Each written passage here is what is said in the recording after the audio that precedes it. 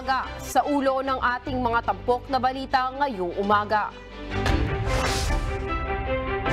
Pangulong Ferdinand Marcos Jr. nilinaw na ang bagong Pilipinas ay hindi partisan group at walang bahid politika. Prayer Rally versus People's Initiative isinagawa ng mga Duterte sa Davao City. Salaysay sa pagbawi ng pirma para sa People's Initiative, sinimula ng ipamahagi ng Bayan Muna Party List Group. At Transport Group na Manibela, planong maghain ng petition for intervention sa Supreme Court.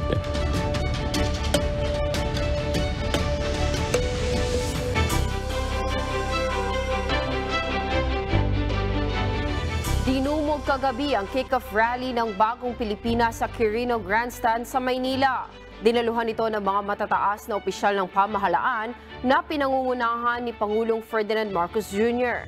Ayon kay Pangulong Marcos, layan ng Bagong Pilipinas na ilatag ang mga plano ng administrasyon sa mga susunod na taon at ang kampanya na ito ay walang halong politika.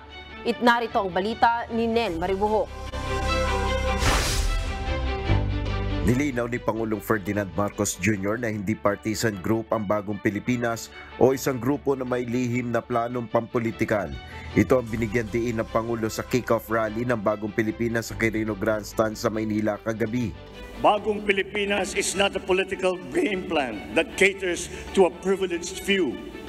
It is a master plan for genuine development, the benefits of all our people. Bagong Pilipinas serves no narrow political interests. It serves the people. Bagong Pilipinas is not a new partisan coalition in disguise. It is a set of ideals that all us Filipinos, regardless of political creed or religion or wealth, can coalesce around. Dinaluhan ito ng mga kongresista, senador at ni Vice President Sara Duterte. Ayon kay PBBM, ang Bagong Pilipinas ay isang panawagan ng pagbabago mula sa pagiging Pilipino, ekonomiya, pamamahala at sa lipunan. Ang kampanya anya na ito ay magsisimula sa pamahalaan. Kaya naman may mahigpit na tagubilin ng Pangulo sa mga kawani ng gobyerno. Una, bawal ang tamad at makupad sa pamahalaan. Walang puwang ang mga mabagal at sagabal sa serbisyo publiko. Dagdag pa nito ay sa Pangulo, bawal ang katiwalian, mapang-api at nagahari-harian. At saka palitan na ninyo yung sungit ninyo, palitan na ninyo ng ngiti. Complex requirements and the processing time must be reduced. Pangalawa, bawal ang mga hindi tapat at nangungulumbat. Kapag pera ng bayan ang nawala dahil sa katiwalian, ang mga taong paglalaanan sana ng pondong naglaho ay nananakawan. Muli ring nagpaalala si PBBM sa mga ahensya ng pamahalaan na gawin ang kanilang tungkulin para sa kapakinabangan ng mamamayan. Nel Maribuhok, QNTV News and Rescue. Diyos ang aming sandigan, serbisyo publiko ang aming pinahalagahan. Kasabay ng Bagong Pilipinas Kick-Off Rally sa Quirino Grandstand sa Maynila kahapon, January 28, nagsagawa naman ng prayer rally ang kampo ng mga Duterte sa Davao City kagabi upang tuligsain ang isinusulong na People's Initiative Campaign para sa charter change. Sa nasabing aktibidad, inakusahan ni dating Pangulong Rodrigo Duterte na sangkot sa ilegal na droga si Pangulong Ferdinand Marcos Jr. Narito ang report ni Lucille Lloren. Naniniwala si dating Pangulong Rodrigo Duterte na ang tunay na motibo ng isinusulong na People's Initiative o PI campaign ay upang mapanatili ang mga Marcos sa kapangyarihan. Ito ang ipinahayag ng dating Pangulo sa ginanap na prayer rally kontra PI sa Davao City nitong linggo, January 28. Ayon kay Duterte, pangunahin ng mga nasa likod nito ay si First Lady Liza Araneta Marcos at House of Representatives Speaker Martin Romualdez na gusto umanong maging Prime Minister. Ang nangyayari ngayon, hindi ang People's Initiative, kung hindi by the people. Huwag kayong magpaloko. Alam mo, Parliament, ang ambisyon niyan, karamihan, galing kay Lisa Marcos at kay Romualdo. Sunod-sunod ang maiinit na mga salita na binitawan ni Duterte. Kabilang na ang pagkakasangkot umano ni Pangulong Ferdinand Bongbong Marcos Jr. sa iligal na droga. Bongbong bangag yan.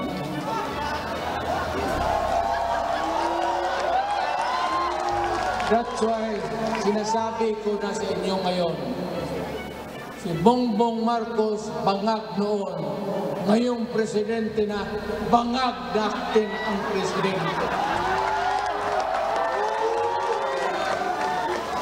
Kayong mga military, alam ninyo yan. Lalo na yung sa Malacanang. Alam ninyo, the armed forces of the Philippines, alam ninyo, may drug addict tayo na presidente, puto. Nagbabala rin ito sa Pangulo na baka matulad ito sa kinahinatnan ng kanyang ama na si dating Pangulong Ferdinand Marcos Sr. Nung ako'y mayor, pinakitaan ako ng evidence ng PDEA. Doon sa listahan, nandoon yung pangalan mo. Ayaw kong sabihin yan kasi magkaibigan tayo, o hindi magkaibigan, magkakilala. Eh, ikaw pumapasok kayo ng alanganin. Mr. President, baka susunod ka sa dinaanan ng tatay mo. Yan ako takot. Ayaw ko mangyari sa iyo yan. Mabor lang ako namang nagmamakaawa kasi it will divide the nation at magdugo itong panahon na ito. Nanawagan din si Duterte sa Armed Forces of the Philippines at Philippine National Police na protektahan ang konstitusyon. I am calling now the armed forces and the PNP. Protect the Constitution. Trabaho ninyo yan. Huwag ninyong kalimutan. Kami, inyong dapat. You should worry about the nation. Sa gitna naman ng issue ng pagpasok ng International Criminal Court o ICC sa Pilipinas upang imbestigahan ang war on drugs ng Duterte administration, ipinaalala ni Davao City Mayor Sebastian Baste Duterte kay Pangulong Marcos na utang na loob nito sa kanyang ama kaya nailibing sa libingan ng mga bayani ang namayapang si Pangulong Marcos Sr. Kanang ICC, gusto lang din ako na igawas na rin. Timan-in ninyo.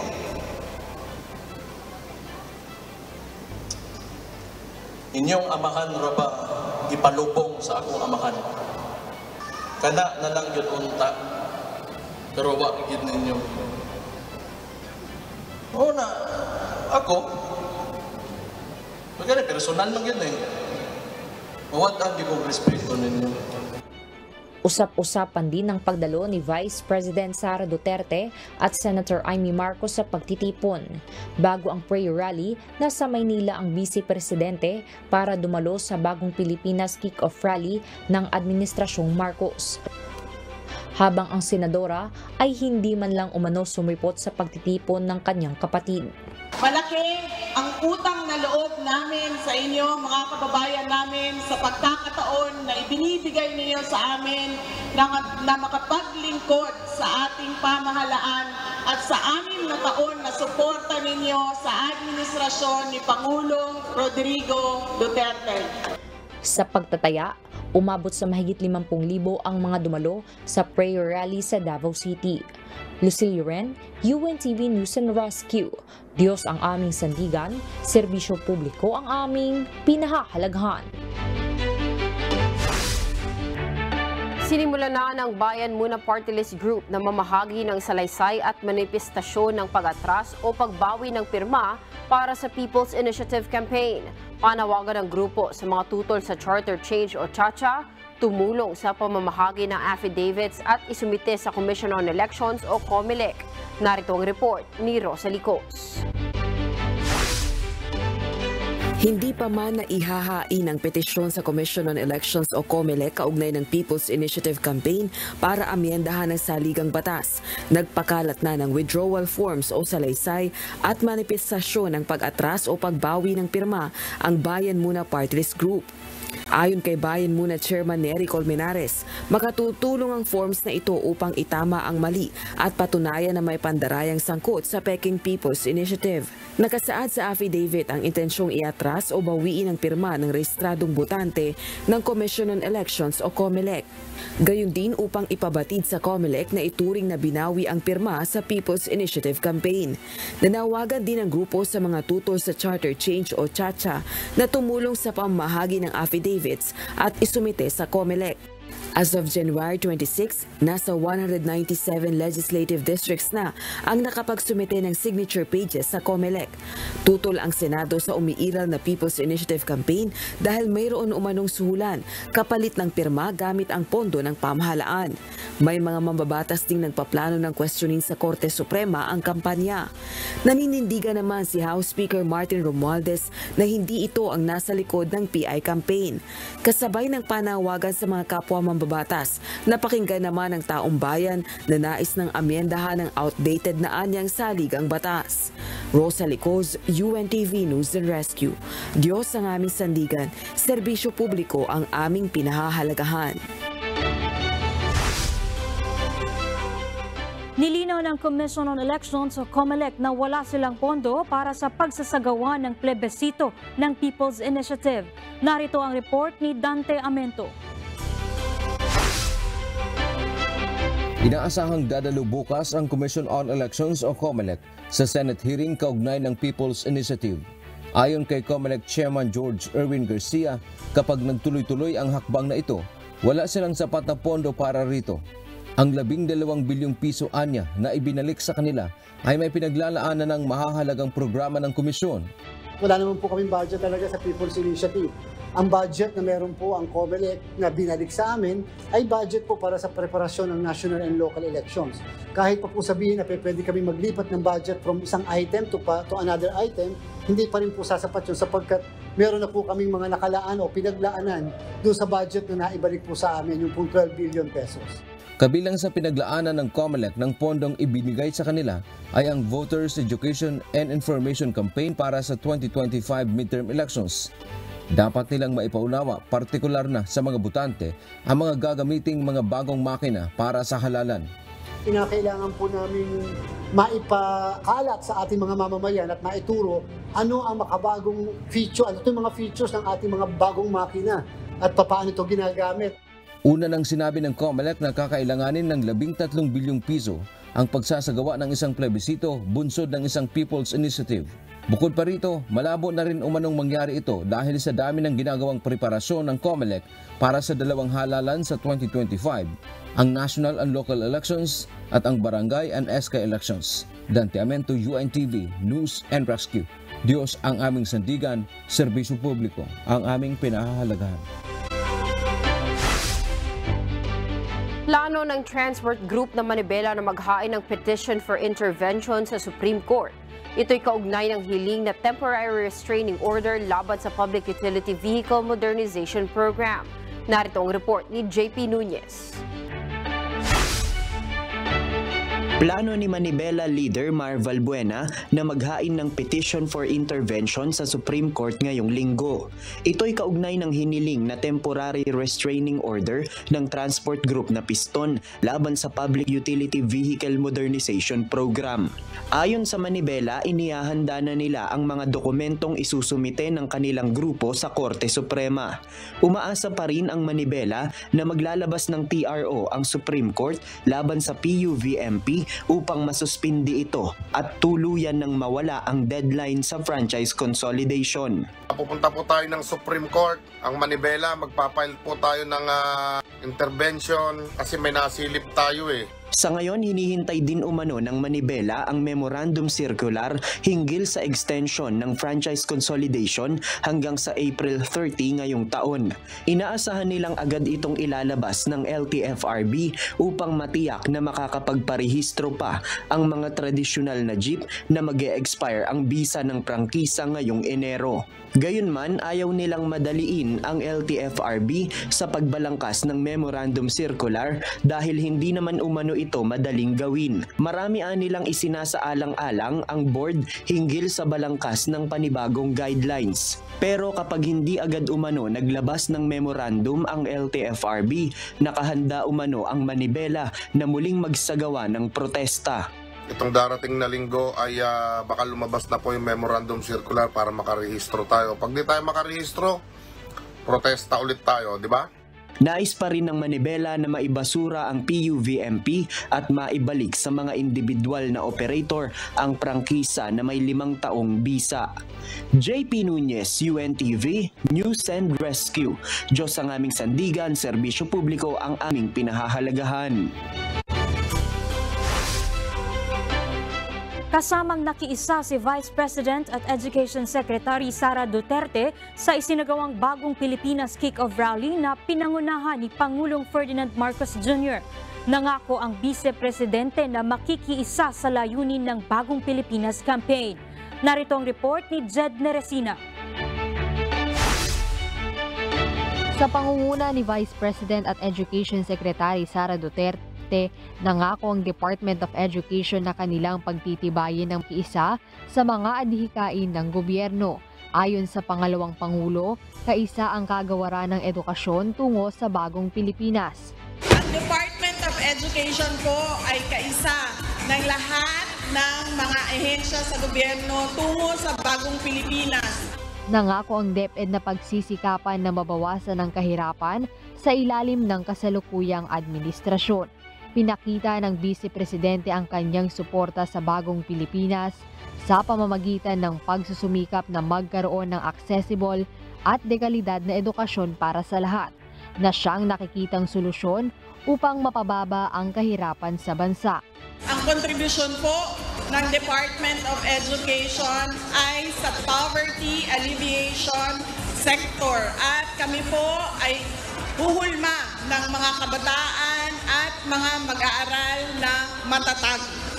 Matatanda ang sinabi ni VP Sara Duterte sa kanyang Basic Education Report 2024 na pagbubutihin ang kalidad ng edukasyon sa ilalim ng matatag K-10 curriculum. Jed Neresina, UNTV News and Rescue. Diyos ang aming sandigan, serbisyo publiko ang aming pinahahalagahan.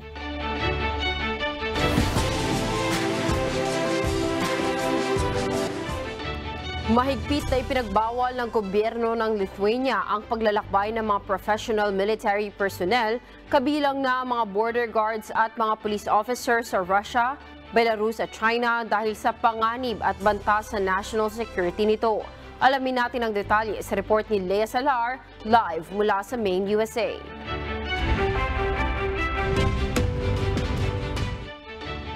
Yes, Lea, good morning. Good morning, Kuya. Good morning, Kath. Nagpatupad ng military travel ban ang bansang Lithuania sa mga bansang Russia, Belarus at China. Ayon sa Lithuanian Ministry of Defense na maaaring harangin, ma-detain at i-interrogate ng mga nasabing bansa ang mga military personnel nito sakaling pumasok sa kanilang bansa. Ayon pa sa nakalap na impormasyon ng ahensya, dahil sa kaugnayan ng mga military personnel nito sa mga mahahalagang impormasyon ay maaaring gawan ang mga ito ng kasong espionage o paniniktik. Posible ring gamitin ng kaaway ang kahinaan ng mga personnel at piliting sumapi sa kanila o sa mga kaalyadong bansa nito. Noong nakaraang taon lamang ay pinagtibay ng SEMAS ang pagsusog sa batas na nagbabawal sa military at statutory personnel na maglakbay sa mga unfriendly nations at mag-ipon ng listahan ng mga naturang bansa. Samantala, plano ng Lithuania at Poland na magsagawa ng joint military exercises bilang paghahanda sa Russia. Balik sa iyo, Kath. Maraming salamat, Lea Salar, live mula sa Maine, USA.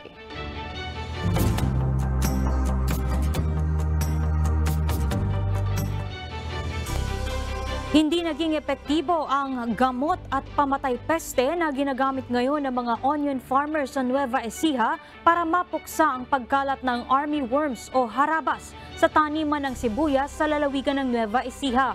Halos 10 bayan na ang apektado ng mapanirang harabas na kumakain ng dahon at bungang sibuyas. Narito ang report ni Nestor Torres.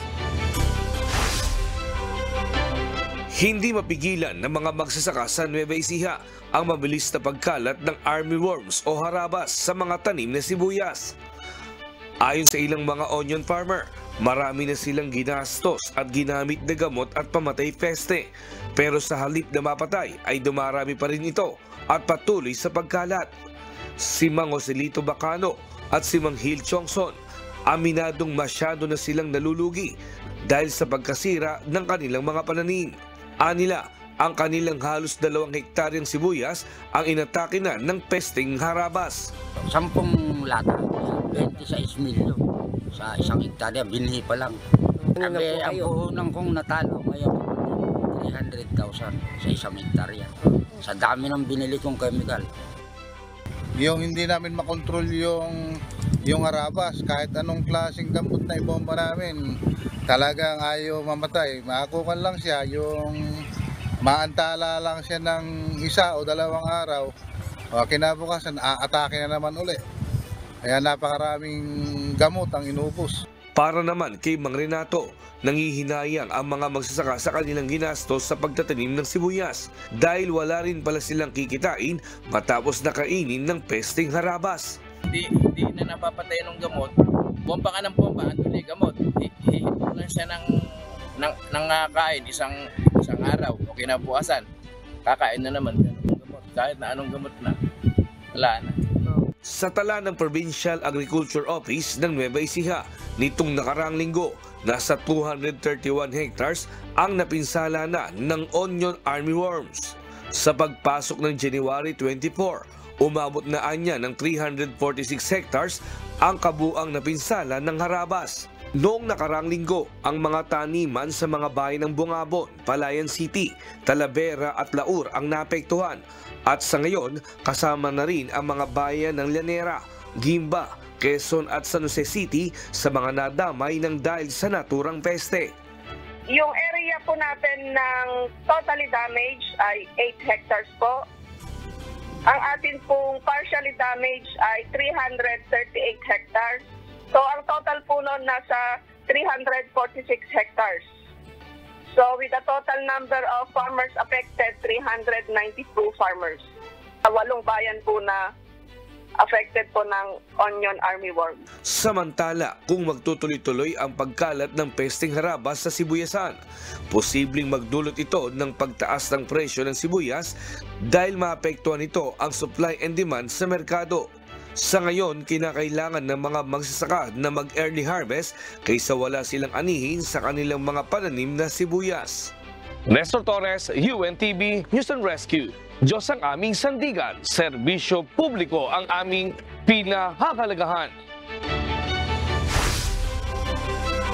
Personal na binisita ni Department of Agriculture Secretary Francisco Chu Laurel Jr. ang Benguet Agri-Pinoy Trading Center sa La Trinidad, Benguet nitong Biyernes, January 26.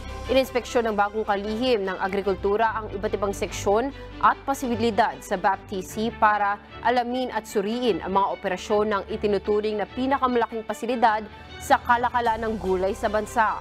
Layo ng kanyang pagbisita na tignan ang sitwasyon ng industriya ng gulay sa lalawigan ng Benguet at rehiyon ng Cordillera.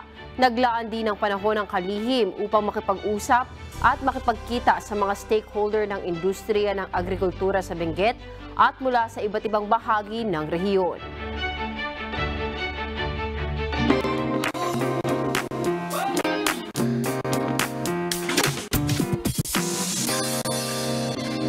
Isang mag-asawa na may-ari ng isang restaurant ang nagpasimula ng free fridge program sa Texas, USA. Layo nitong makatulong sa mga mamamayan na naninirahan sa lugar. Narito ang report ni Early Briones. Taong 19 nang itayo ng mag-asawang Edgar Rico at Sarah Marden BG ang kanilang restaurant na pinangalan ng Mixta Taqueria sa Austin, Texas. Ito ang unang lokasyon ng Austin Free Fridge na pinasimulan ng mag-asawa. Isang programa kung saan lahat ng pagkain na laman ng refrigerator ay libre para sa lahat. Sa kabila ng pandemya at dahil na rin sa kagustuhan ni Edgar at Sara na makatulong sa iba, ay patuloy na kanilang nire-refill ang community fridge mula sa fresh na pagkain hanggang sa hydration packs tuwing may heat wave. Ngunit ilang buwan lamang ang nakalipas nang mapilitan silang magsara dahil sa electrical issues. Naayon sa mag-asawa ay dahil sa kakulangan ng atensyon ng siyudad ng Austin. Dahil dito ay naisipan ni Edgar at Sara na mag-set up ng isang GoFundMe page na kung saan rami ang tumugon at nag-donate, kasabay ng mga mensahe ng encouragement at pasasalamat sa kanilang walang sawang pagtulong sa lahat. Sa kasalukuyan ay nagbukas na ulit ang Nixta Taqueria on limited capacity, habang isinasaayos pa ang ibang mga bagay na kanilang kinakailangan. Ayon sa mag-asawa sa isang mensahe na kanilang iniwanan sa kanilang GoFundMe page, masarap sa pakiramdam na alam nilang sila ay suportado ng komunidad. Sa pagtutulong-tulong hindi lamang ng mag-asawa, kundi na rin ng mga nais na makibahagi sa kanilang advokasya. Mas maraming taong nangangailangan ang kanilang naabot at natutulungan. Early Briones, UNTV News and Rescue. Diyos ang aming sandigan, serbisyo publiko ang aming pinahahalagahan.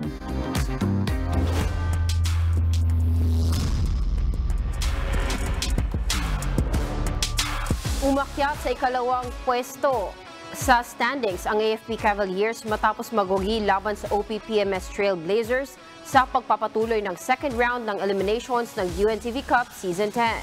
Sinundan naman ito ng SSS Kabalikat na umangat sa ikatlong pwesto na nagwagi naman laban sa PNP Responders, habang tinapos na ng AHA Homemasters ang kanilang losing streak matapos pigilan ang winning streak ng DNR Warriors. Para sa detalye, narito ang report ni Bernard Dadis.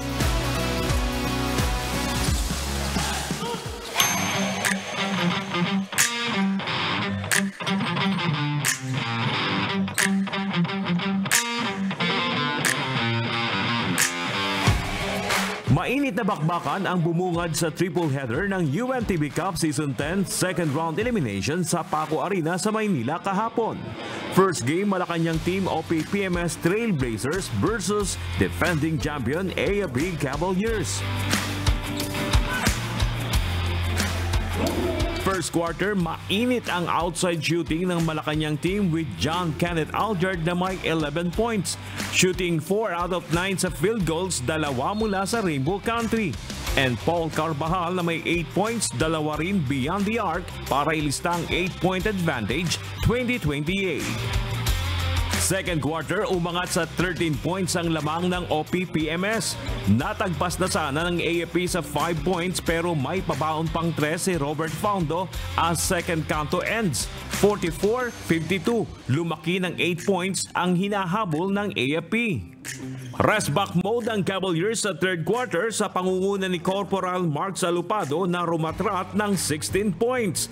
Nag 11-0 run ang AFP at naagaw na ang momentum para lumamang ng 6 points under 1 minute and 45 seconds, 62-68.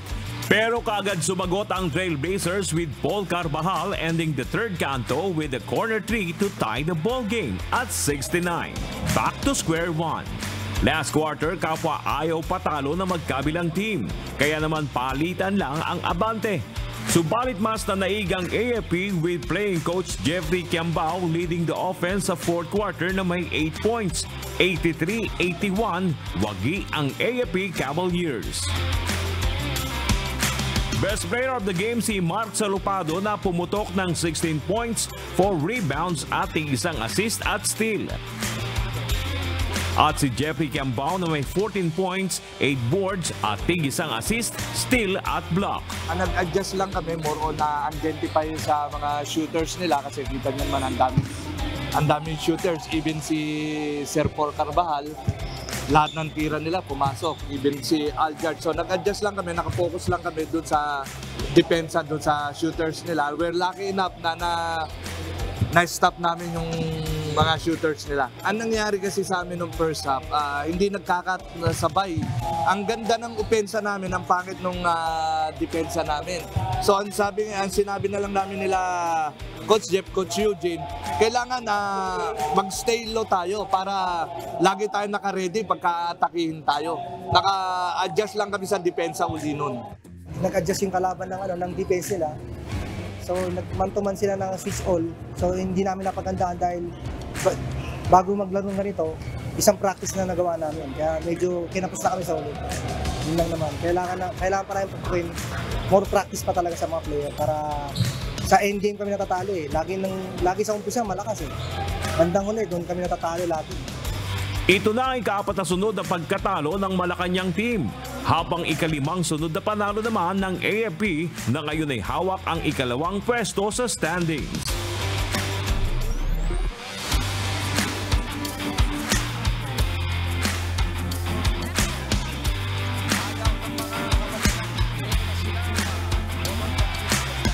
Umakyat naman mula sa ikalimang pwesto papunta sa third spot ang SSS Kabalikat matapos ang makapigil hiningang bakbakan laban sa PNP Responders na nagtapos sa final score na 75-73. Dikdikan ng laban mula umpisa hanggang sa dulo. Sumablay lang ang last dagger ng PNP para sana i-upset ang SSS. Sumandig ang Kabalikat kina Listian Amparado na kumabada ng 21 points, 9 boards, 4 dimes at isang steal. At kay Glenn Bolocon na humakot ng 18 points, 15 rebounds at tig-isang assist at steal. Ito na ang fourth straight win ng SSS na di pa natatalo sa second round eliminations. Dahil sa panalo, may chance pang SSS na masungkit ang automatic semi-final slot kung magtutuloy-tuloy ang kanilang winning momentum. Habang kailangan namang maghabol ng panalo ng PNP na nasa 7th slot para di mapatalsik sa liga. Medyo worry nga ako kasi some of the guys are hurting, injured. Si Boss Maki, Scalona, na 60-75% lang. Si Yambao, may sprain pa yun. Tapos yung malaki namin, si Makoy, I think, nagbakasyon yung family niya, so hindi namin kasi family. Then si Robbie, playing hurt also, si Cruz. So sabi ko, kung ano na lang meron, bigay lang natin kasi just keep on fighting. Tapos kahit di kami nakukompleto sa practice, na binubunuan namin para at least yung pattern ma-memorize ng mga players. So yun, hindi kami nagsawa na magpasensya kasi hindi kami nakukumpleto, pero pagdating kagay kanina, sabi ko gaan yung call time, mag-respond naman sila, alauna nandito na sila, excited kasi kailangan ko i-crokis eh. So luckily nanalo kahit hindi perfect, pero yung puso ng SSS lumalabas na.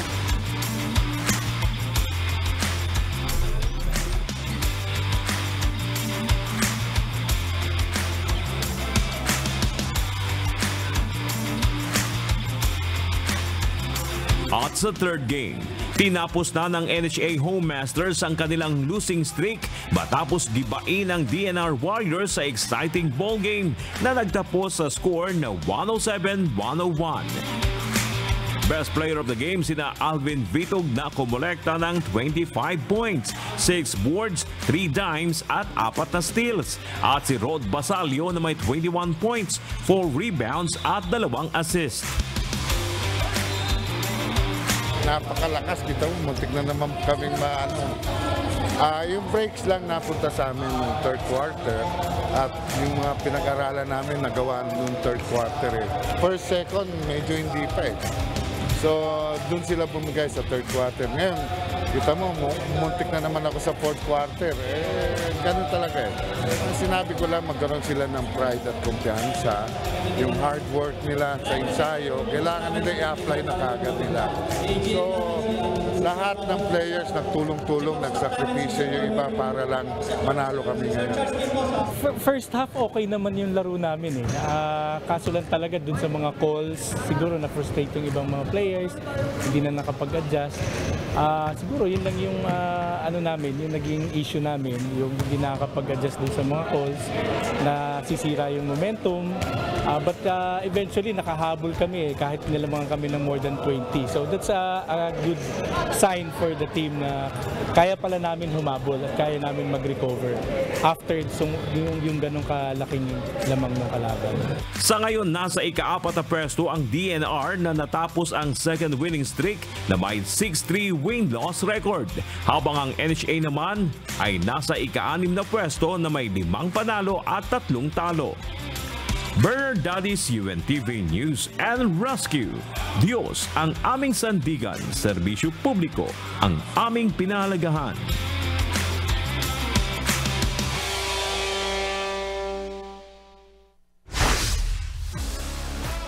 Wagi ang mga Filipino surfers sa ginanap na La Union International Pro 2024 ng World Surf League.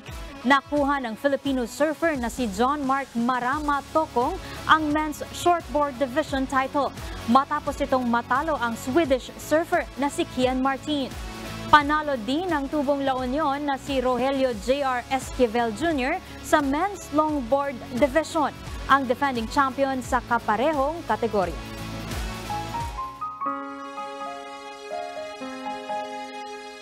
At sa ating iiwang mga salita ng Diyos na ating sandigan mula sa Book of Proverbs chapter 10 verse 13 na nagsasabi, "In the lips of him that had understanding wisdom is found, but a rod is for the back of him that is void of understanding." Nasusumpungan sa mga labi ng mabait ang karunungan, ngunit ang pamalo ay sa likod ng walang unawa. Good morning, Kuya! Happy viewing po sa lahat na nakatuning sa ating programa ngayong Monday morning.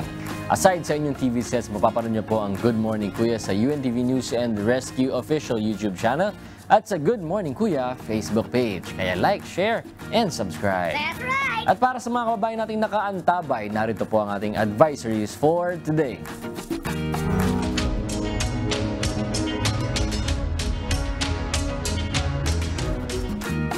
Not so good news po sa ating mga kasambahay na motorista dahil magpapatupad po ng big-time oil price increase ang mga kumpanya ng langis ngayong linggo. Sa pagtaya ng oil industry players, 2 pesos and 50 centavos hanggang 2 pesos and 80 centavos ang madaragdag sa presyo ng kada litro ng gasolina. Ang diesel naman ay tataas ng piso hanggang piso at 30 sentimos kada litro.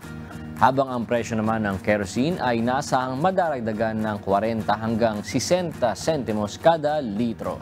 Kaya mas mainam po na magpa-full tank na po kayo bago pa ipatupad ang big-time price hike sa diesel gasolina mamayang hating gabi o bukas ng umaga. Ang kate ng dos. Per liter yun. Grabe. Kailangan na talagang mag-impact. Ito nga yung sinasabi natin nung nakaraan na baka tumaas na talaga siya ng tumaas. Ito na nga, ang taas na nga. Di ba dapat yung balita natin before, dapat for the month of December tataas, di ba? Pero ang nangyari, nag-rollback. Ngayon, binabawi na nila. Oo. Pero sabi din kasi nung December na aakyat talaga yung presyo ng gasolina after first few months ng months? 2024. Oo. So, asahan pa natin, may susunod pa na ito, no, na mga iba pang pag... Huwag mo sila binibigyan ng idea. Yung sinasabi ko sa'yo. Di parang last week yung sinabi natin, pero ngayon talagang ramdam naman. Kasi kahit pa paano yung nakaraan, mga wala pang piso. Ngayon 2 pesos, magti 3 pesos nga eh. O malamang iti 3 pesos na niya. Sa gasolina. So, ramdam na ramdam. Oo. Buti na lang, diesel tayo. Kaya mas maganda. Pero mataas pa rin. Mataas pa rin, magto 2 pesos. Magto 2 pesos na. Halos last week parang parang halos piso. Tapos ngayon, 1.30 cents. Oo. Kailangan mag-invest na talaga tayo sa bike. Tsaka sa lahat. Mag-invest na tayo sa bike para tipid, pamasahe. Mag-invest na tayo sa pakpak. Lakad muna tayo mga kasambahay kasi malamig-lamig pa naman ang panahon. Enjoyin muna natin yung mga lakad-lakad na yan. Pero ito, traffic advisory naman mula sa Pasig City, LGU. Ipinababatid po sa mga motorista ang CHB Line Canal Construction na isasagawa sa Shaw Boulevard sa tapat po yan ng Inares Sports Arena na sa Barangay Oranbo, Pasig City. Sisimulan po ang construction ngayong araw, January 29, tuwing 1:00 ng hapon hanggang 5:00 ng madaling araw kinabukasan. Inaasahang maapektuhan nito ang trapiko sa lugar kaya pinapayuhan po ang mga motorista na maghanap muna ng alternatibong ruta. Ang naturang proyekto ay tinatayang matatapos sa February 29, 2024. Ay, medyo mahaba po ito, mga kasangbahay. Kaya tama lang po itong advisory dahil sa 29, ngayon na ba to? Ngayon na ito. Oo. Ngayon na. Para sa February ngayon, no? Akala ko kasi January 56 na. Tagal kasi ng January. Oo nga, no? Ang haba Parang ng January 56 na kasi. Pagod na ako sa buhay, di pa rin nagpe-February. Baka naman. Katapusan na. Dito ba nadadaanan mo ba to, Bruce? So, hindi masyado. Pero dahil nga magkakaroon ng ano to, may mga road closures ba? Or baka mamaya maging one lane lang. Busy ang Shaw Boulevard talaga eh. Ang maliit kasi ng daan sa Shaw. Kaya kahit konting ano doon, kunyari, tawag dito, konting magsara isang lane, mararamdaman niyo hindi lang sa Shaw Boulevard. Maraming apektadong lugar dun, around doon sa area. I-traffic na dun kahit ayos yung kalsada, di ba? Paano pa pag hindi ayos? Wala na, talaga naman. Pero ito, good news naman tayo mga kasambahay sa mga Pasayenyo na gustong mag-aral ng salitang Nihongo o Japanese language. Dahil magbibigay po ng libreng Nihongo language training ang Pasay City Local Government. Inaanyayahan ng lokal na pamahalaan ang mga interesado dito na dumalo sa orientation. Nagaganapin po sa January 30, 2024. Alas 6 po yan ng gabi sa Eduardo Duay Calixto Training Center. Malapit po yan sa Libertad LRT Police Station at Barangay Hall. Dalhin lamang po at isumite sa Office of the City Mayor, 2nd floor, Pasay City Hall ang mga sumusunod. Ang inyo pong resume, barangay certificate, valid Pasay City ID at letter of intent na naka-address kina Mayor Emmy Calixto Rubiano at Congressman Tony Calixto. Maaari ring dalhin ang mga nabanggit na requirements sa orientation at hanapin lamang si Mr. Vic Sangil. Ayan. Sa mga taga-Pasay. So, dapat talaga magdala kayo ng inyong barangay certificate din para patunay din na taga-Pasay talaga kayo para ma-avail ninyo itong Nihongo class. Oo, pero Tini, papakitaan tayo ng mga friends natin. Sige nga. Marina pa kaya ako biglang natawa Oh, sugoy! Paano nag-serve? Sa mga Korean, sa mga Japanese. Mizu? Oishi! Ano yan, ginagawa ko kanina. Ano ba? Ang alam ko lang na Japanese word kasi tinuro sa akin ng mami ko. Oyasumi nasai. Ano daw yun? Good night ata yun eh. Sayang! Alam ko na, Irishamse! Ayun pa yung Sa ramen house. Irishamse! Yung mga alam natin dyan, mga aishiteru. Aishiteru. Mahal ko yung mga kasambahay. Tapos arigato gozaimasu. Ano na alam ko, kaya ako rin mag-enroll. Marunong ako magpakilala sa Japanese. Pakilala tayo isa-isa. Watashi no namae wa Serin desu. Bagay sa'yo, te. Bagay. Dahil dyan, atensyon naman po sa mga Davotenyo na naghahanap ng trabaho. Nangangailangan po ng London Industrial Products Incorporated na mga sumusunod. Ayan, sa mga marunong po mag-drive, naghahanap po sila ng driver, production helper, warehouse helper, packing delivery helpers, janitress, checker, at forklift operator. Para sa mga interesadong aplikante, mag-walk-in lamang sa opisina ng Public Employment Service Office o PESO Office na matatagpuan sa first floor ng Navotas City Hall.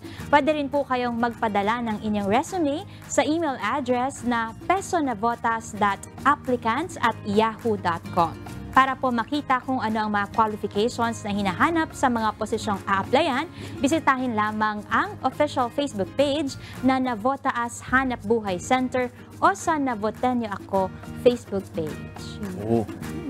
Ayan, mas maraming trabaho. Mas masaya. Mas masaya. Kaya apply na po kayo. Yung website. Tapos baka may magkamali sila. Kasi nagulat ako, naka-Yahoo pa rin. Usually, Yahoo? no? Parang ang tagal ko na Meron pa rin naman yan. May Yahoo pa rin na Kaya ba yung mga Facebook nila naka-Yahoo pa? Hindi na, ang tagal na wala. Wala, naka-Yahoo pa ako. Kailangan ko na magpalit. Wow, lumanta. Naka-Yahoo pa ako. Tagal nang walang gumagamit na gumagawa ng bagong email ng Yahoo. Pero meron pa rin naman. Meron pa. Abiso naman po mula sa Makati City. Simula February 5, 2024, ipatutupad na ang Ordinance Violation Receipt Redemption Management Division ang updated Metro Manila Traffic Code. Bilang gabay sa mga motorista, narito po ang ilan sa revised violations and fines. Para sa disobedience to traffic sign at illegal parking attended, ang multa po ay 1,000 pesos. Kung illegal parking unattended naman, ang multa po ay 2,000 at impoundment. 500 pesos naman ang multa ng lalabag sa number coding scheme, habang 2,000 pesos naman sa truck ban at light truck ban. 1,000 piso naman ang multa sa lalabag sa tricycle ban at obstruction, habang may corresponding fines per offense naman para sa reckless driving at dress code for motorcycling. Ang kabuuan po ng revised violation and fines ay nakapost sa official Facebook page ng lungsod na at My Makati Verified. Kung meron po kayong katanungan o impormasyon na nais pang malaman, pwede kayong tumawag sa numerong 8870-1420. Ayun, para may guided tayo kasi baka mamaya ito lang yung violation mo tapos iba yung sinisingil sa'yo kasi na-revise na para alam din natin yung rights natin. Kaya updated din tayo. At yan po muna ang ating mga advisories for today. Pero sa ngayon, magbabalik tanaw muna po tayo sa ating kasaysayan. Taong 1996 nang huminto ang bansang France sa pagsasagawa ng nuclear test at lumagda sa Comprehensive Nuclear Test Ban Treaty. Balikan natin ang kasaysayang ito sa ating Today in History.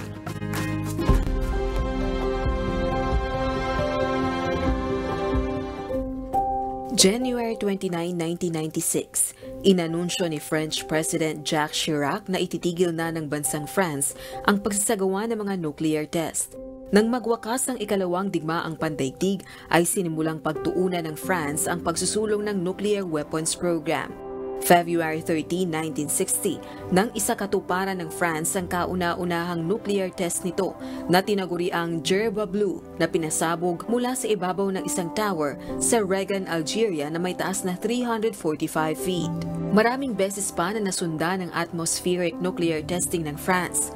Makalipas ang mahigit isang dekada, ay bumaling na ang bansa sa mga underground testing sa South Pacific. Kaugnay nito ay umani na matinding batikos at protesta sa maraming tao ang patuloy na pagpapasabog ng France na mga kinatatakutang weapons of mass destruction. Sa kabila nito ay hindi huminto ang France sa kanilang nuclear testing activities at sa halip ay nagpasabog pa ng mas malalakas na bomba.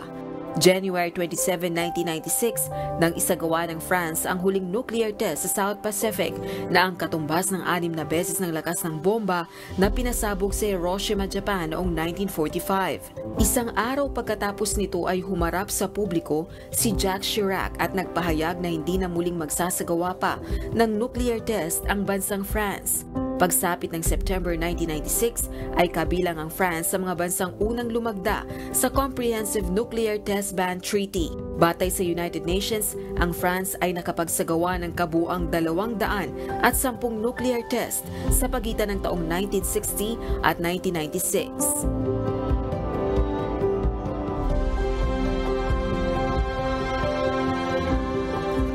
Grabe. Kasi na-boycott sila dito eh. Nagkaroon din ng international protest laban sa kanila eh. Kasi dahil nga dun sa ginawa nilang ito. Kasi nagkaroon na ng moratorium noong 1992 pa. Kasunduan nila with the... Parang kasama nila dito na isa sa mga nanguna dito ay yung United States.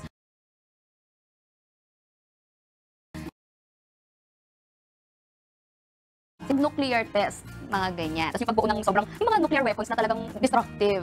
So, kasama sila doon sa kasunduan na yun. Tapos, after 3 years, ginawa nila itong pagpapasabog na to. So, yung mga tao, parang nawala ng tiwala sa kanila. Kaya ang ginawa nila is nagkaroon nga ng international protest against sa mga taga-France. Tapos, nagkaroon din ng, kumbaga, na-boycott sila, pati yung mga goods na galing sa bansa nila. Isa na rin sa mga, kumbaga, parang ginagawa ng mga tao, kailangan wag tangkilikin. Kaya parang nagkaroon din, na-alarma rin sila dun sa nangyayari. Yung kasi syempre kung wala rin silang exporting activities, bababa din yung ano nila, ng economy nila. Kasi malaki rin yung kinikita nila sa pag-export ng mga products nila. So parang isa rin yun sa mga reason kung bakit parang nakita natin, parang ang bilis nga, di ba? After nun, kinabukasan, nagkaroon na nga sila nitong, kumbaga, nag-announce na nga itong kanilang president na yun na yung magiging huli nilang pagtetest ng kanilang mga nuclear weapons. Pero ito palang history kasi ng nuclear testing. Nag-start siya ng 1945. Ang US ang pasimuno. Nagkaroon sila ng desert test. Tapos, after nun, over 2,000 nuclear testing na yung nangyari all over the world. Pero ang US ang may pinakamadaming testing. Tapos ito, ang maganda rin kasi nga na pumirma sila, bandang September ang France dun sa CTBT, yung Comprehensive Nuclear Test Ban Treaty. As yun pala kasi, itong CTBT, hindi lang siya nagbaban ng nuclear testing sa surface, sa atmosphere, sa underwater, underground. Pero yung aim talaga din nito, yung purpose niya, yung makapag-stop na makagawa pa ng mga nuclear weapons. For example, meron namang mga bansa na meron ng nuclear weapons, i-stop sila para i-advance ng mga weapon na to or makakapag-acquire sila, makapag-develop ng panibagong nuclear weapons.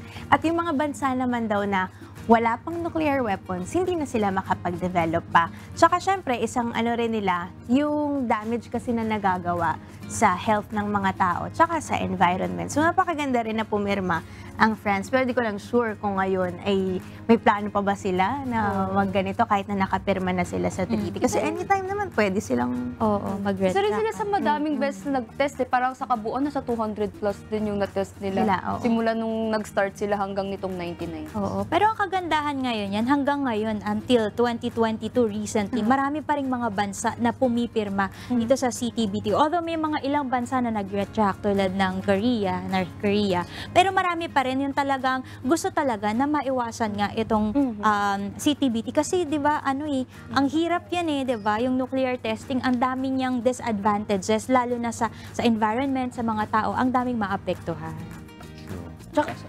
Responsibility nga natin syempre ng mga bansa kasi kunyari sabihin malaking bansa ka.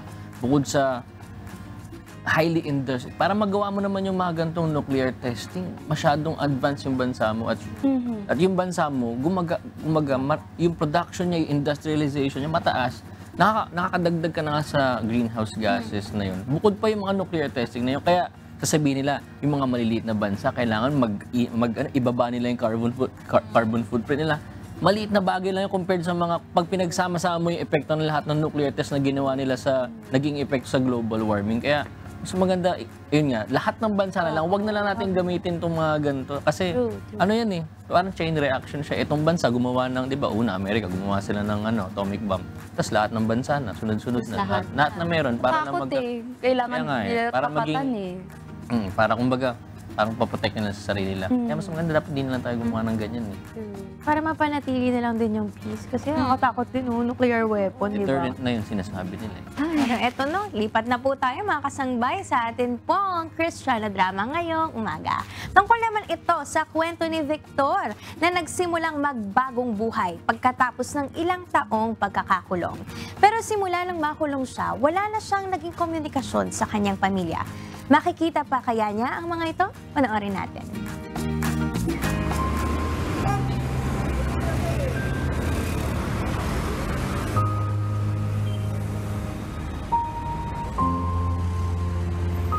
Bata, sa susunod, kikilalanin mong babanggain mo.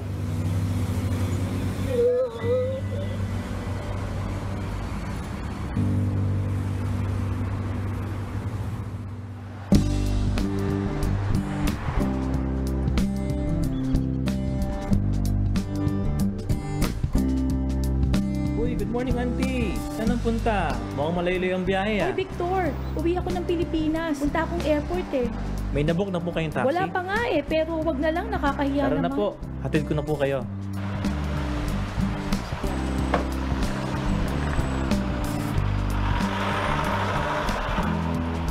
Alam mo ba, sa kabaitan mong yan, hindi ako naniniwalang may record ka sa pulisya. Ay nako si auntie, binabalik na naman ang nakaraan. Ba't di ka pa magpakita sa pamilya mo matapos mong makulong? Darating din tayo dyan, auntie. Kukuha lang po ako ng magandang tiyempo. Ay, pambihirang tiyempo yan. Inabot na ng 5 taon, akala ko ba matanda na ang lola mo? Yun na nga, auntie. Matanda na ang lola ko para lagi niyang maalaala kung paano naging dati kong buhay. Lalo na naging basagulo ako dahil sa peklatong ito. Di bale, Victor. Nagbago ka na naman sa awa ng Diyos. Ay auntie, maiba ako. Kakauwi nyo lang nung nakaraan na. Uwi na naman kayo uli? Uuwi ako dahil susunduin ko ang asawa ko sa kabilang bahay. Buti na lang, mabait ako. Oo, kalma lang auntie. Mabuti sa mag-asawa ang laging magkasama. Kaya nga okay na yung gagawin nyo ngayon eh. Approve. Yun na nga, kahit masakit, okay lang. Mahal ko eh. O siya. Airport na pala tayo.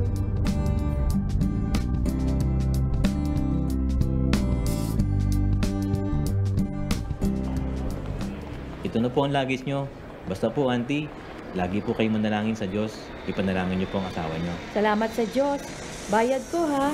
Kasalubong na lang galing Pilipinas. Okay na po yun. Kahit po yung paborito kong piyaya, okay na po yun. Gusto mo isang dosena pa? O sige po. Ingatan nawa po. Sige, salamat sa Diyos. Excuse me? Hello? Pinoy po? Opo, Pinoy po. Ay, salamat. May nakita akong driver na Bakit Pinoy. po? May naiwan po ba kayo sa bahay Ay, wala po. Kararating ko lang po ng Singapore. Baka po pwede ako makahingi ng tulong. Makikitawag po. At saka kung pwede po na may hatid na ako sa address na to. Sige po. Marie. Victor po, Miss Marie. Pwede naman po. Ako na po maghatid sa agency nyo. Tara po, sakay na po Ay, kayo. salamat po.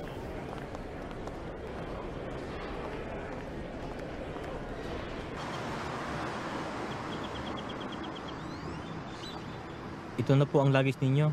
Salamat po sa tulong ninyo. Ito na nga po pala ang phone ninyo. Huwag nyo na po masyado isipin yon.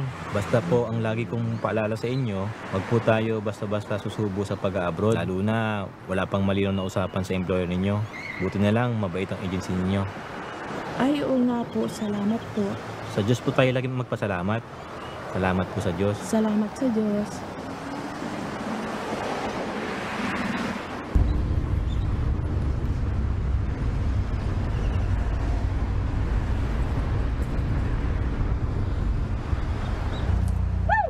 Hey! Tara na! Bata talaga ngayon, oo!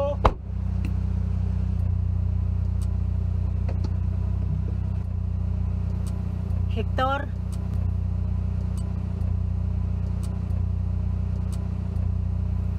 Tulungan ko na po Lola. Ay, salamat sa Diyos. Pwede mo ba akong ihatid sa amin? Sige po Lola. Tara po.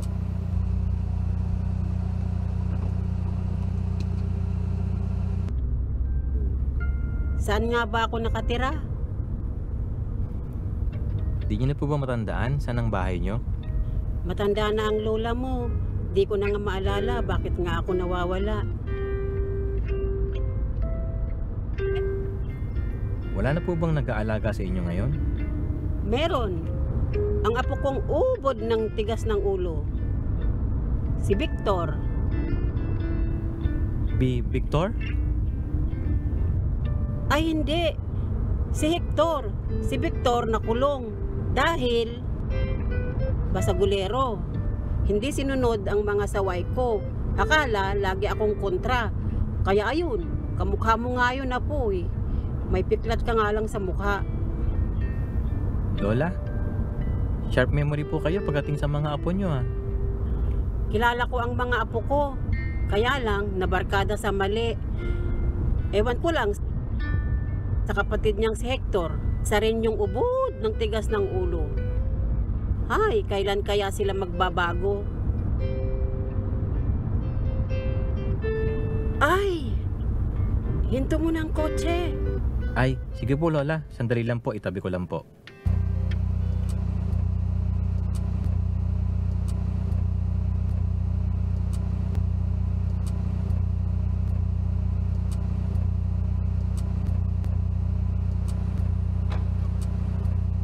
Apo, hinatid ako ng mabait na driver. Lola, ba't ang tagal nyo? Alam naman kailangan ko ng pera, di ba? Saan kayo nagpunta? Saan yung wallet nyo dito? May wallet ba ako? Lola naman, huwag nyo lang gagamitin yan. Pagkakalimutin nyo, alam naman kailangan ko yung pera.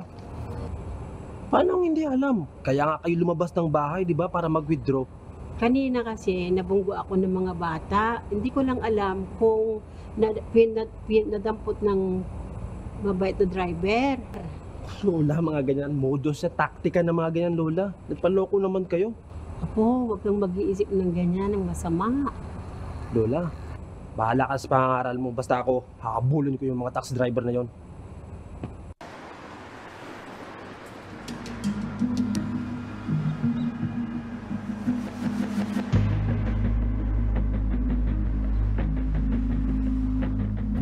Baka pwedeng patulong naman. Bakit ano nangyari? Emergency lang. Ang kasama ko, baka pwede nating madala sa ospital.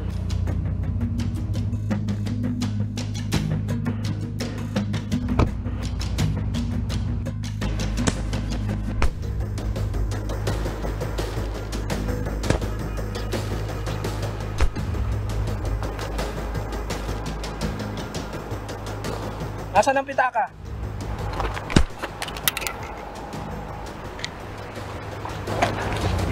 Lakas mo na kasi yung pitaka. Malag ka pa eh.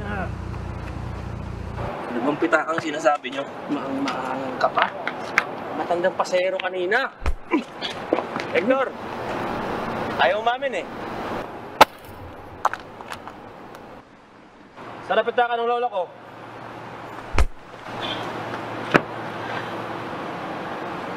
Sinong lola ang tinutukoy mo? Si Lola Emmy? Kung sa kilala? Kuya! Bago na tayo, Hector.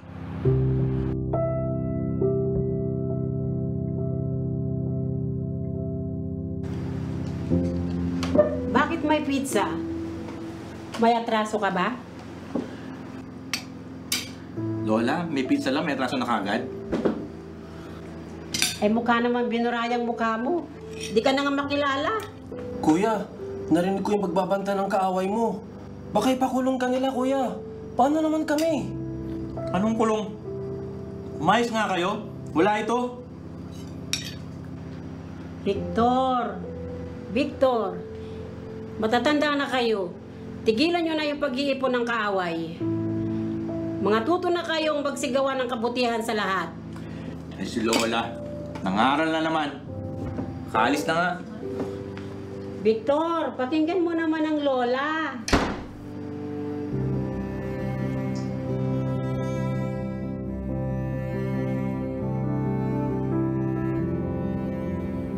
Kuya, tagal mo hindi nagpakita sa amin. Nakulong ako, Hector. Pero salamat pa rin sa Diyos at di ako napabayaan. Awa at tulong, nakaya kong tumalikod sa masama.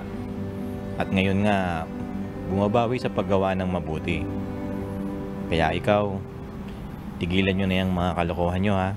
Oo, kuya. Alalayan mo ako. Sana, tulungan din ako ng Diyos.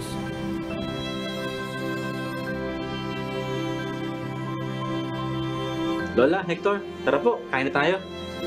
Oh, salamat sa Diyos, mga apo. At matagal ko ng pangarap ito. Pangarap na ano po yun, Lola? Na kayo magkasundong magkapatid, mga apo. Oo nga po, salamat sa Diyos. At okay na kami ni Kuya ngayon. Gandang gabi po. Eh bro, gandang gabi na. Okay lang. Ganda lang kami po. Salamat.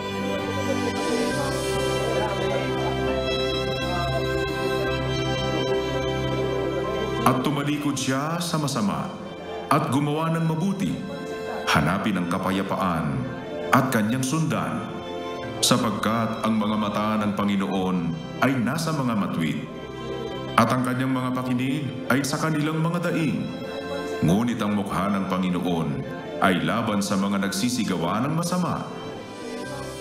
Unang Pedro 3:11 hanggang 12.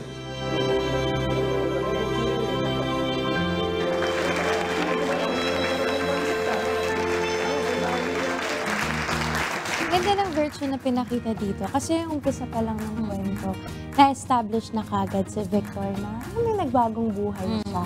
Tapos yung pakikitungo niya na sa mga tao, na bago talaga kaysa dun sa sinasabi ng lola niya na si Victor, tolero to, Meron tong mga ganitong ugali ng pasaway. Pero dito siguro matututunan natin na kahit tayo sa buhay natin nagkakamali rin naman tayo, di ba? Wala namang matuwid. Wala namang sa lupa na matuwid na hindi nagkakamali, di ba? Basta alam natin na gumagawa tayo ng mabuti, sumusunod tayo sa aral ng Diyos, pagpatuloy lang natin yun. Tsaka huwag tayo mag-dwell doon sa mga sinasabi lang ng mga tao sa atin na ganito tayo. Kasi lagi naman may room for improvement. Kumbaga, kung sila sinasabi nila na hanggang gano'n na lang tayo, hindi naman dahil sa gusto mong i-prove sa kanila na mali sila, pero gusto mo na magkaroon ng character development. Kumbaga yun, mag-ano ka lang, magpatuloy ka dun sa ginagawa mong mabuti. At saka focus ka dun sa magiging resulta nun sa'yo para mas maging mabuti kang tao. Hingi tayo ng tulong sa Diyos. Naalala ko sabi ni Brad Eli, kung sabi sa Biblia, kung ang Diyos kaya niyang mag-move ng mountains, hindi mahirap para sa Diyos na magbago ng puso ng isang tao.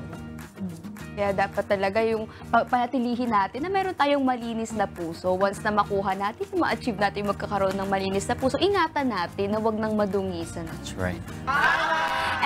Para naman sa ating susunod na segment, dito tayo sa ating MCGI Cares. May mga paraan na ginagawa ang pamahalaan para malingap ang kanyang mga mamamayan, lalo na kapag sila ay naapektuhan ng sakuna o kalamidad.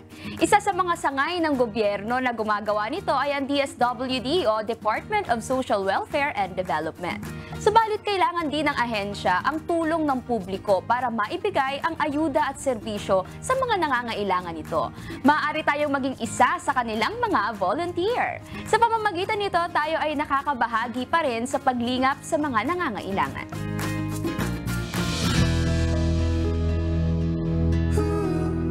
Ang MCGI po ay isa sa mga masasabi naming institusyon na tumutulong all year long po. Ang MCGI is bukas at bukas sa kanilang pagtutulong. Kahit po binabagyo ang NCR, ang Metro Manila, andito pa rin si MCGI para tumulong sa paggawa po ng family food packs.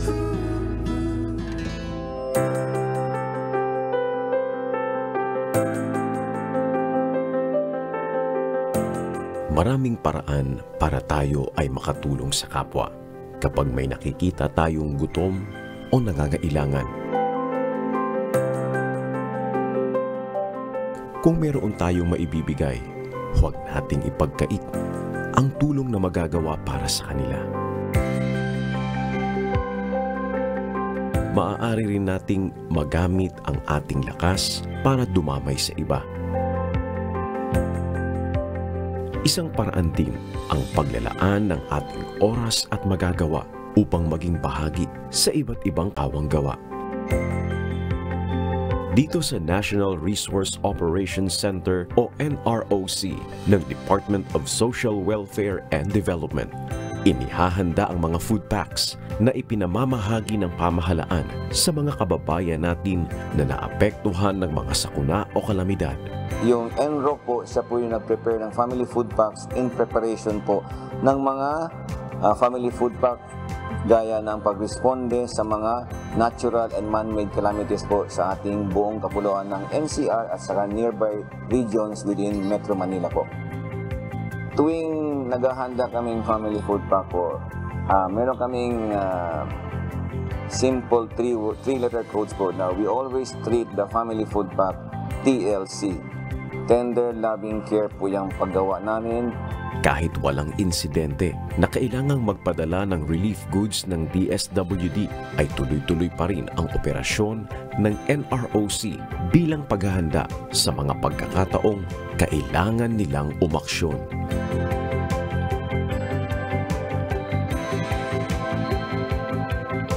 Kaya kailangan nila ng volunteers na makakatulong dito.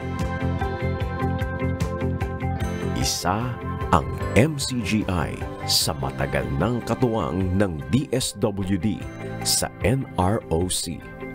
Sa MCGI po bilang katuwang ng ahensya ng Department of Social Welfare, ang MCGI po ay isa sa mga masasabi naming institusyon na tumutulong all year long po.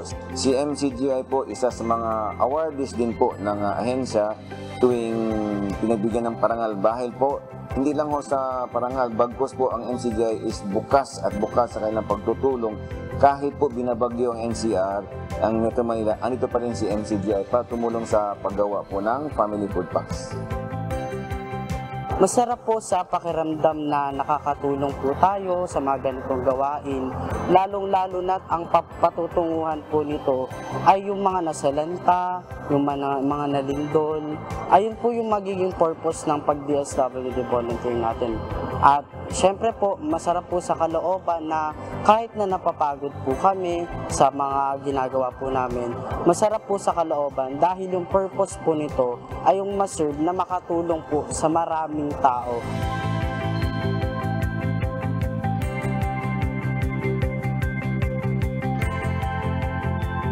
Salamat po sa Diyos, nagkaisa po ang mga kapatid natin na makapagtulong-tulong po tayo, ay makabahagi po tayo, makatulong po sa mga kapwa-tao natin na salanta ng mga anumang sakuna, lindol, at iba pa pong nangyayaring hindi maganda sa panahon po natin ngayon.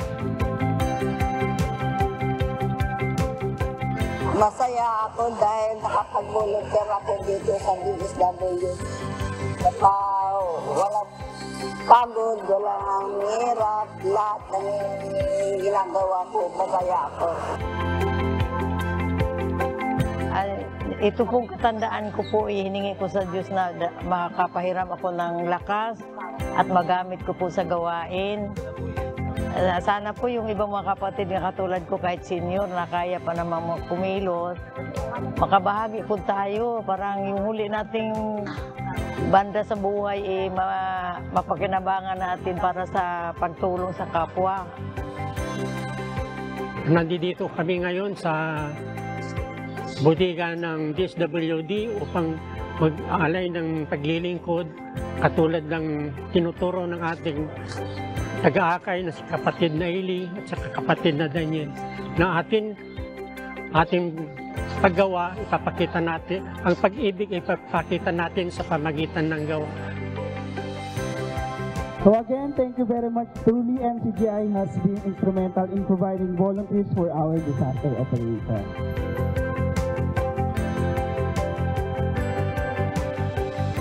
To the volunteers, we are really very grateful sa, we can call them modern day heroes because these people, they would come in spite of their work. Sometimes kahit mga pagod ba ngayon, if we call them, they would come to us to help us during times of disasters.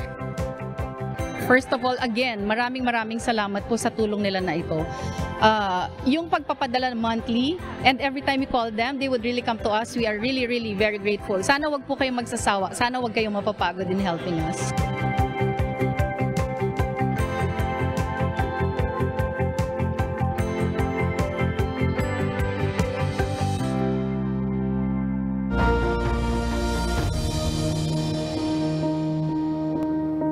Totoo yung sinabi dyan sa ating pinalabas ngayon na kahit bagyo sa NCR, kahit sobrang lakas ng ulan, nagpapadala pa rin talaga tayo dyan. Hindi, kasi kung iisipin mo, parang, binabagyo na kami, di na kami pupunta. Baka pwede yung iba naman na parang branch ng DSWD, sila naman yung mag-repack. Pero hindi, dito tuloy-tuloy. Parang nakikita kasi yun ng MCGI na opportunity na parang ngayon tayo mas kailangan. Punta pa rin tayo. Kaya totoo yung sinabi nung part ng Armed Forces na ano yan na talagang meron tayong gano'n na kahit bumabagyo, isa talagang MCGI sa patuloy pa rin na tumutulong sa DSWD repacking at continuous yan. Tuloy-tuloy lang. Kita mo naman, ang saya nila, di ba? May mga tao, bigyan talaga ako gano'n, ang saya, masaya sila sa ginagawa nila, lalo sa pagre-repack. Gusto nila. Organize. Yun yung libangan nila. Iba naman libangan pag mamol, gano'n. Naghahanap ng pogi, gano'n. Pupunta sa Bakit parang ako lahat yung sinasabi mo? Wala naman ako sinasabi. Wala na. Alam na ng mga kasambahay. Hindi, may ganun talaga nagpupunta. Secret lang yun kasi. Ay, secret lang. Ano ba? Alam na nila. Daho ito. Itago natin sa pangalang. Tiny. Pero alam nyo ba na kung may Mall of Asia dito sa Pilipinas, meron din namang Mall of America at matatagpuan ito sa Minnesota, USA. At yan ang pinasyala ng ating US production team. Ano-ano ba ang mga makikita sa Mall of America? Panoorin niyo dito sa Trip Ko To.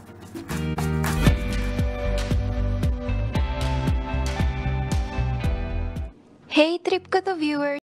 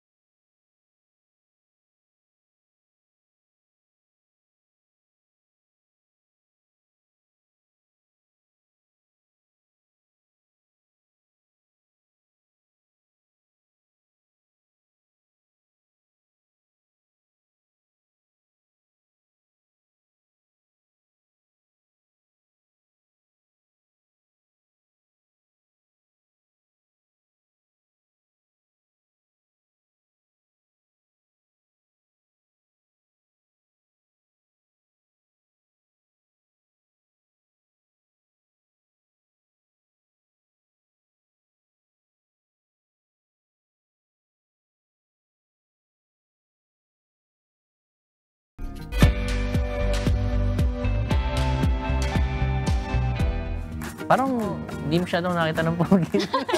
Wala meron, mga puti. Ayun!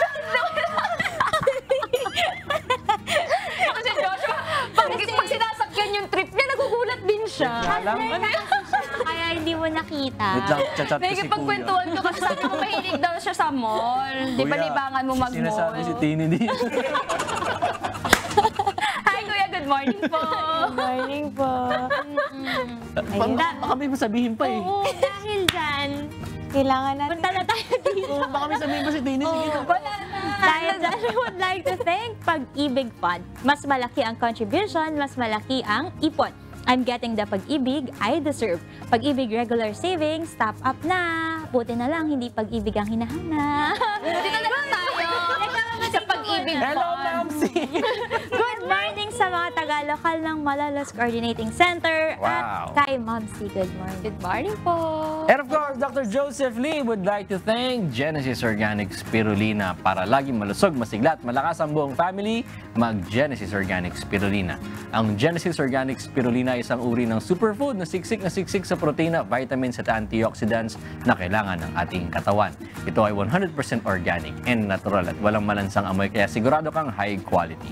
Siguraduhin may complete nutrition kaya everyday resourced superfood, Genesis Organic Spirulina. For inquiries and orders, contact 0977-688-5730.